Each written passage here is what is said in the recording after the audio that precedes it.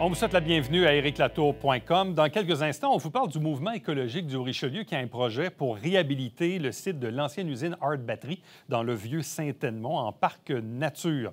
Mais d'abord, eux, ils ont décidé de s'installer dans le vieux Saint-Jean avec leur entreprise Bean et Bonheur. On parle ici de café.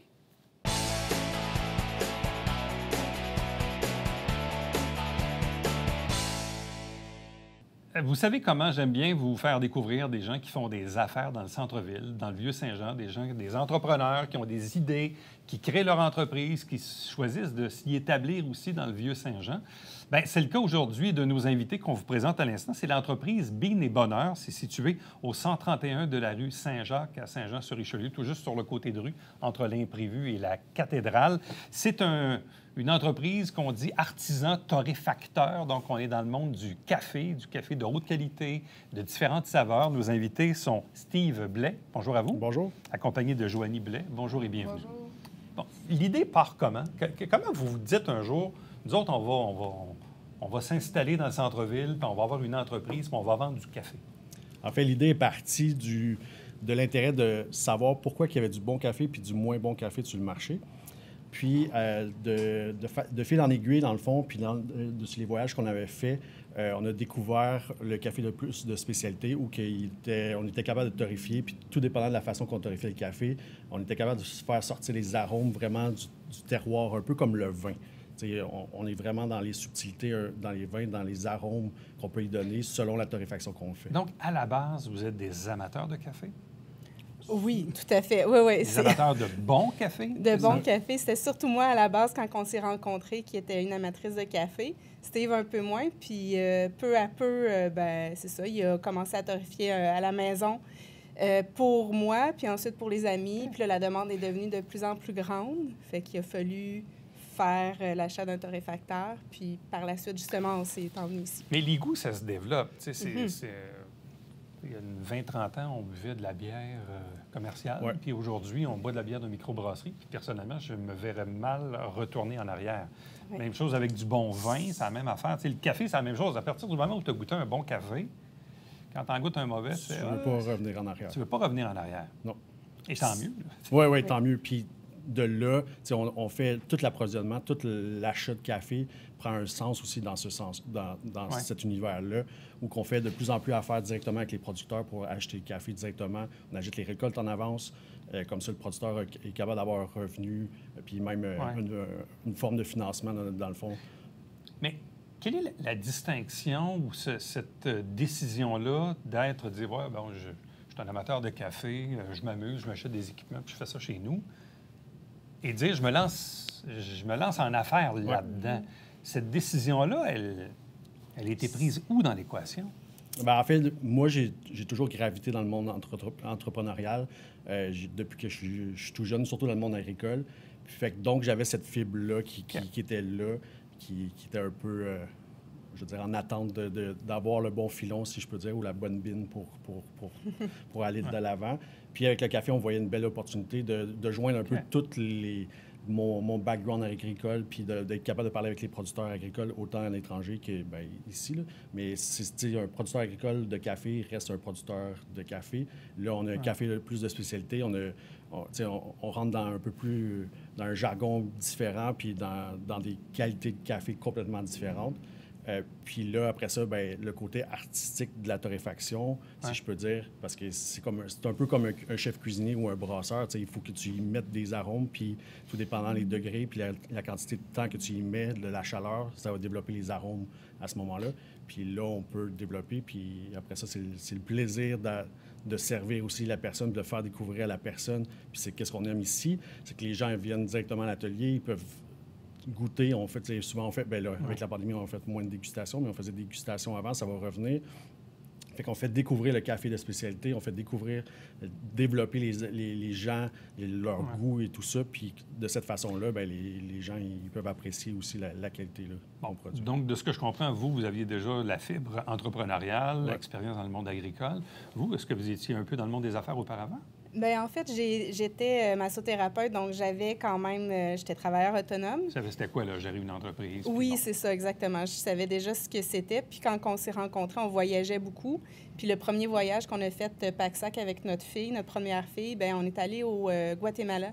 Puis ça, pour moi, en fait, ça a vraiment germé de là. La bine, là, elle a germé de là. On était au Guatemala, en Pack-Sac, donc un peu comme en arrière-pays, en arrière des centres touristiques. Puis, bien, il y a beaucoup de caféiers, il y a beaucoup de culture de café là-bas.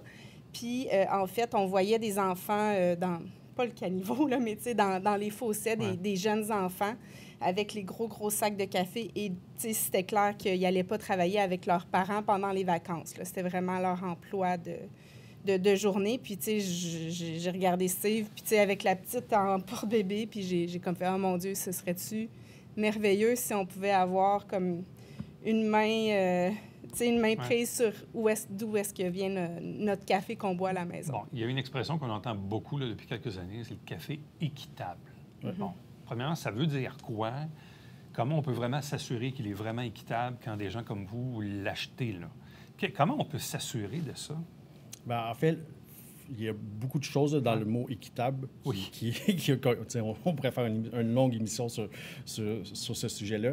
Mais en fait, nous, on sait que c'est sur le coût de production qu'on paie les producteurs et non sur un coût mondial ou que pendant des années, le prix du café était sous le coût de production de plusieurs dollars. Fait que là, maintenant, la hausse du prix du café est à la hausse, là. Faut dire la vérité, mais ça redevient un peu plus vivable pour les producteurs. Ils ne sont plus à s'endetter pour cultiver tout ça. Ça devient de moins en moins une culture de survivance aussi. Là. On peut les appeler vraiment des producteurs. Non. Et le café, vous l'achetez où, dans le fond? Directement, en fait, des producteurs. On a des amis qui nous aident à importer le café. En fait, c'est des connaissances, des amis, c'est devenu des amis. En fait, de chacun des pays avec qui on travaille, la majorité.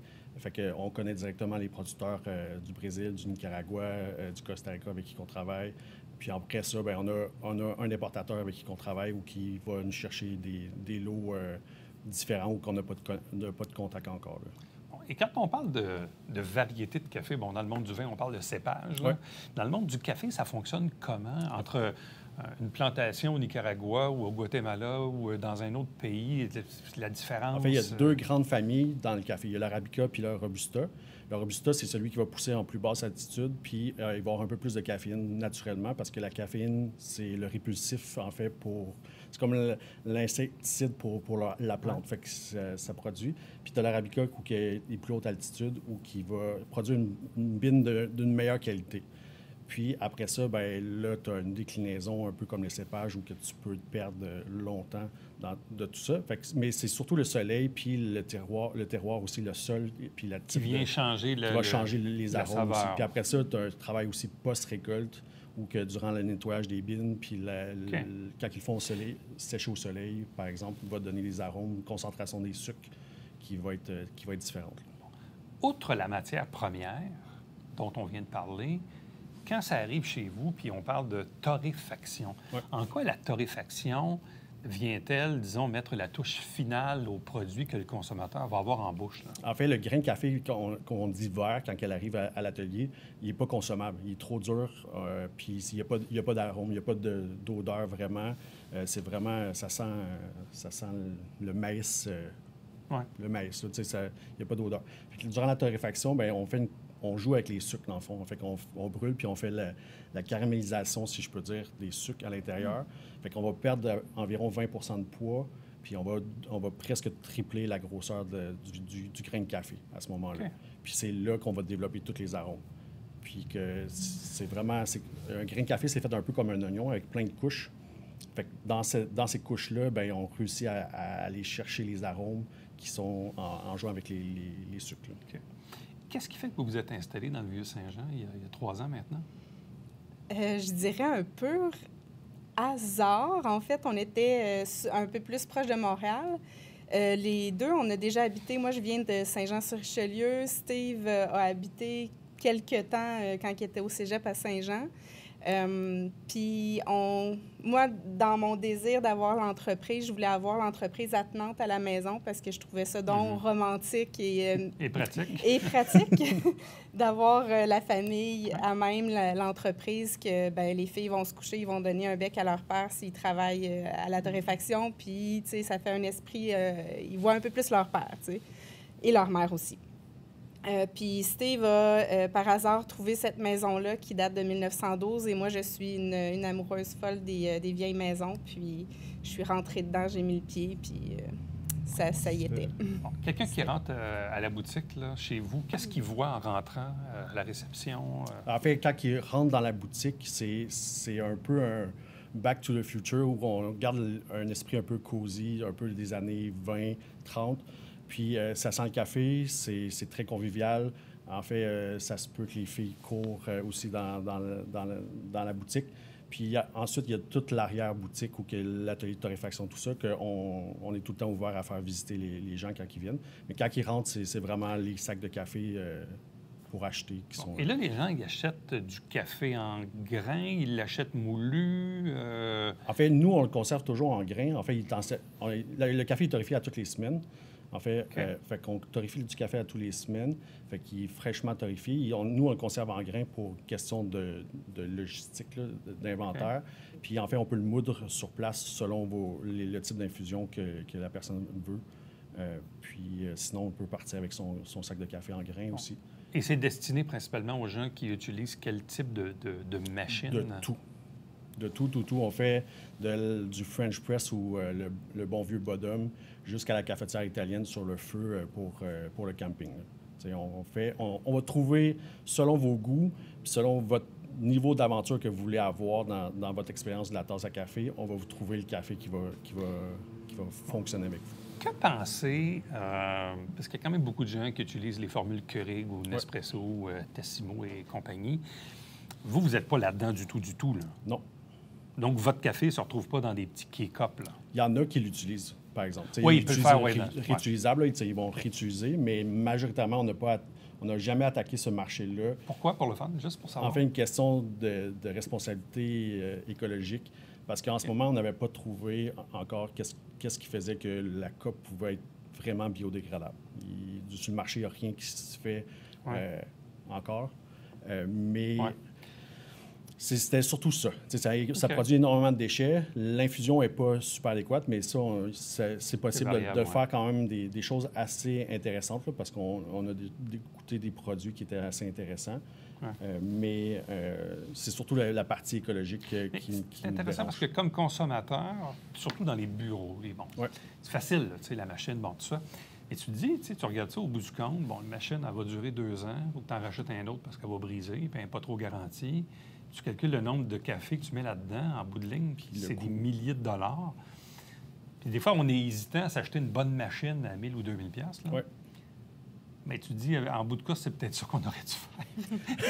C'est peut-être ce qu'on va faire. Ouais, je dis pour moi, mais je dis pour d'autres aussi. Là. Puis maintenant, les machines plus automatiques, qu'on va juste mettre le grain dedans puis ils vont tout faire, est quand même rendu un peu plus accessible que ça l'était il y a quelques années. Alors, Bean et Bonheur, artisan torréfacteur, situé au 131 de la rue Saint-Jacques, dans le Vieux-Saint-Jean, sur le côté de rue entre le restaurant L'Imprévu et la cathédrale dans le Vieux-Saint-Jean. Bref, allez faire un tour, allez découvrir ça, puis allez sentir et ultimement acheter du bon café varié. Merci beaucoup. Merci. Merci. Restez avec nous. On vous revient tout de suite après ceci.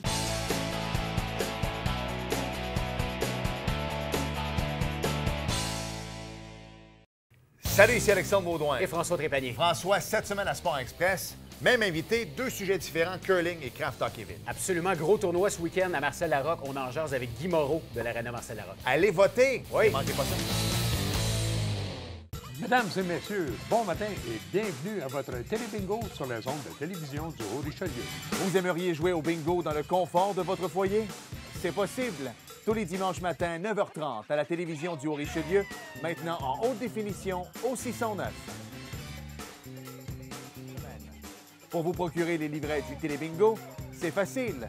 Consultez la liste de nos 30 dépositaires au www.tvhr9.com.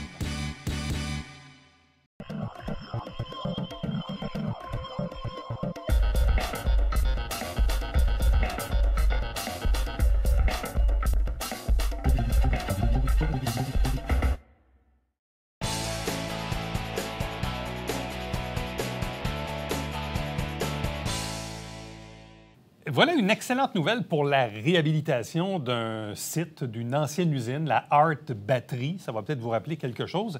Pourquoi on en parle? Parce que le mouvement écologique du Haut-Richelieu vient d'être sélectionné par les bourses TD Amis des Parcs pour mettre en place un projet de parc naturel. Pour en parler avec nous, Benoît Lapalme du mouvement écologique du Haut-Richelieu. Bonjour et bienvenue. Bonjour. Bon, tout d'abord, pour situer les gens, la Art Batterie, c'est à quel endroit précisément? C'est sur la rue Boutier. C'est entre le chemin de fer puis la rue Frontenac. Donc, on est dans le quartier Saint-Edmond, dans la vieille partie du quartier Saint-Edmond. Exact.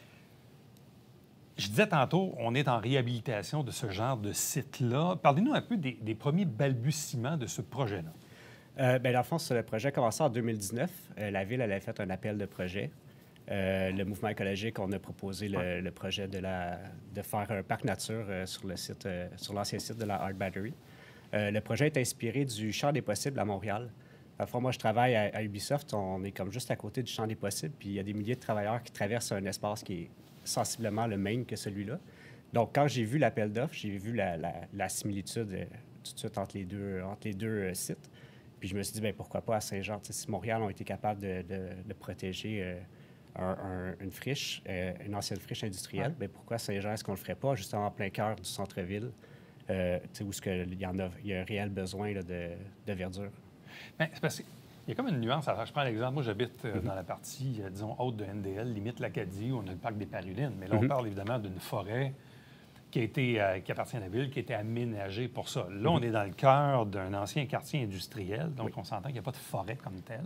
Non, mais ça a le potentiel d'être transformé. Exact. Bien, dans le fond, le site, ça fait 30 ans qu'il est abandonné. Je pense que ça a passé au feu il y a à peu près 20 ans.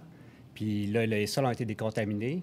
Puis la nature aurait déjà repris ses droits. Donc, il y a déjà comme plusieurs années, plus d'une décennie de nature qui se renouvelle à cet endroit-là. Donc, nous, on se dit, bien, regarde, on a déjà cette avancée-là. On a déjà comme ce gain-là dans la ville. Ce serait plate de le détruire pour justement construire quelque chose d'autre qu'on pourrait juste construire ailleurs dans la ville. On a en ce moment une opportunité unique parce qu'un terrain dans le centre-ville, vacant depuis toutes ces années-là, on ne reverra probablement pas ça de notre vivant, là.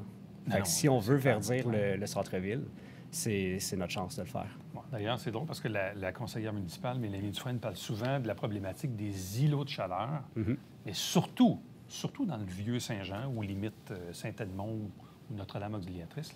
Bref, les vieux quartiers, il y a des îlots de chaleur. Puis ils sont rares, là, les espaces qu'on peut protéger ou sauver ou développer, là. Oui, exact.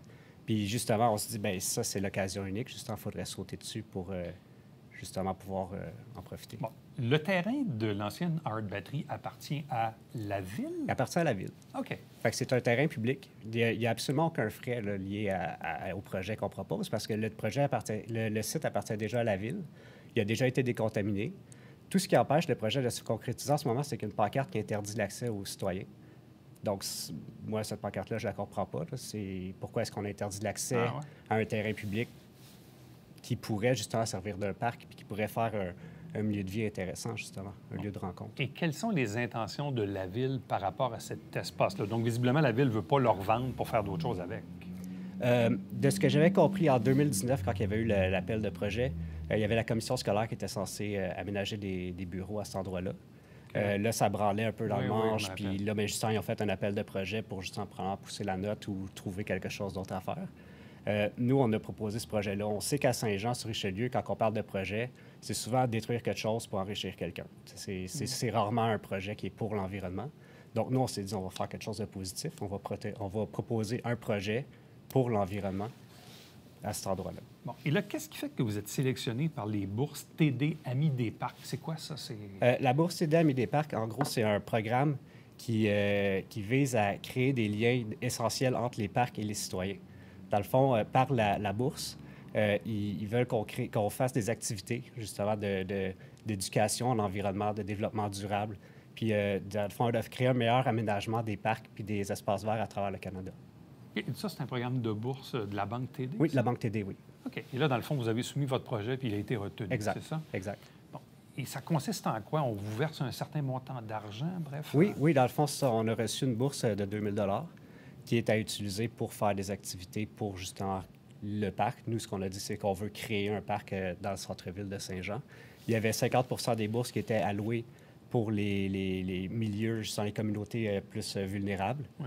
Donc, c'est ça. Donc, c'est le candidat idéal là, à Saint-Jean en ce moment-là. Et là, dans le fond, avec cette bourse-là, de quelle façon allez-vous développer ou aménager ou créer des activités? Bref, c'est quoi votre plan de match? Bien, pour l'instant, premièrement, c'est de faire retirer la pancarte. Donc, c'est de faire, d'éduquer les élus puis les citoyens aux alentours que ces espaces-là sont importants d'être préservés pour justement permettre aux citoyens de se l'approprier. Il n'y a pas de danger à aller là, là. Il n'y a pas de danger à aller OK. là. Il n'y a aucun danger d'aller là. Donc, c'est ça. En premier lieu, ce serait ça. Ce serait de redonner l'espace aux citoyens. Puis, dans un deuxième lieu, bien là, il va y avoir plusieurs choix qu'on va pouvoir faire, justement, est-ce qu'on veut faire, justement, vu que les sols ont été décontaminés, on pourrait faire une forêt nourricière, donc avoir des arbres et arbustes fruitiers à ces endroits-là. On pourrait, justement, avoir de l'art éphémère.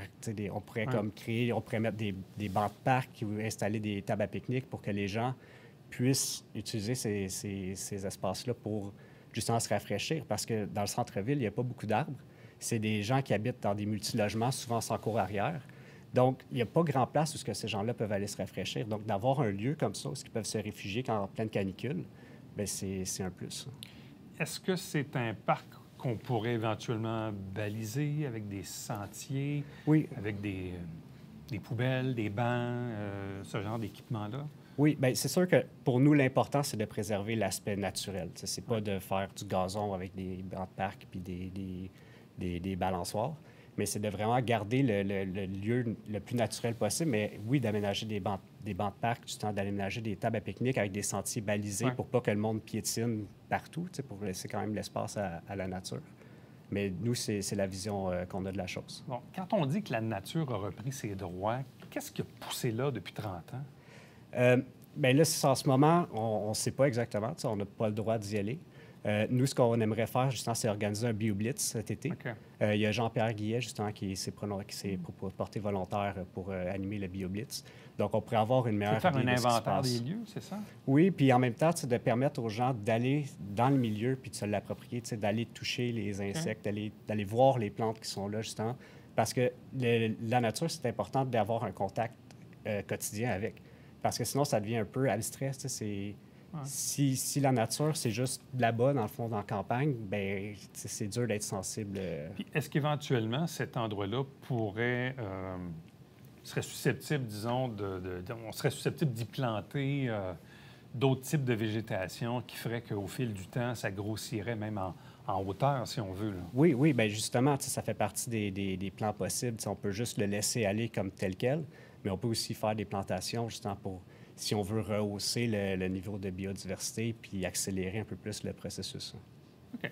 Là, dans le fond, est-ce que ce parc-là pourrait tentativement être, disons, admissible dans les prochaines semaines, voire les prochains mois? Donc, où en sont vos relations avec la Ville actuellement pour faire enlever la fameuse pancarte là, dont vous parlez? Bien, là, c'est ça, c'est d'établir un dialogue avec les élus. On a rencontré la mairesse qui, elle, disait qu'il y avait déjà un projet pour la commission scolaire. Mais de notre point de vue, ce projet-là pourrait être fait ailleurs dans la ville. Il n'y a pas besoin d'être fait dans un endroit où la nature a déjà commencé à reprendre ses droits. Il y a un terrain vacant qui est juste à côté. Ça pourrait être fait là, puis en agencement justement avec le parc nature qui serait juste derrière, où les employés pourraient aller faire leur heure de lunch dans le parc. Sinon, il y a d'autres endroits aussi dans la ville où, en ce moment, je pense qu'ils ont déjà un local, donc ils peuvent soit le rénover ou le rebâtir pour qu'ils répondent à leurs besoins. OK. Mais comme vous dites, la première étape, c'est d'établir, disons, un partenariat ou une liaison avec la Ville à l'égard de ce terrain-là, la fameuse pancarte. Exact. Pour, après ça, aller dans une deuxième phase où on pourrait développer, disons, le parc nature autrement. Exact, oui. OK. Là, vous êtes combien à graviter alentour de ce projet-là? En ce moment, on est un petit noyau, justement. On est comme en balbutiement.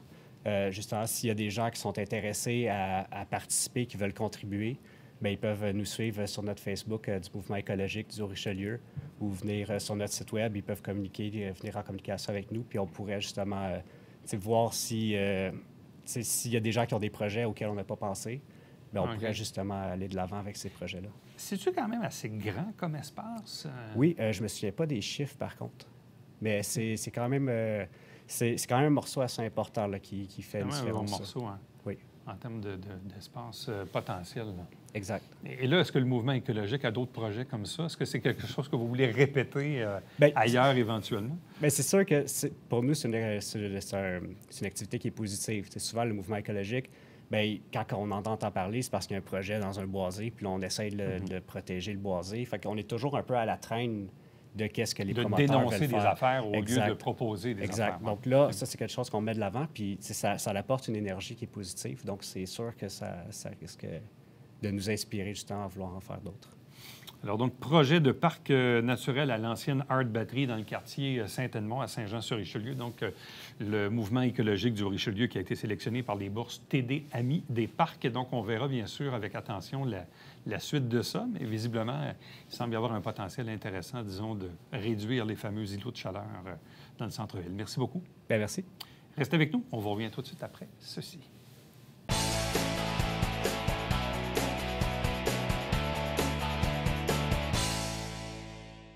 Salut, ici Alexandre Baudouin. Et François Trépanier. François, cette semaine à Sport Express, même invité, 2 sujets différents, curling et craft hockeyville. Absolument, gros tournoi ce week-end à Marcel-Larocque. On en jase avec Guy Moreau de l'Arena Marcel-Larocque. Allez voter! Oui. Ne manquez pas ça.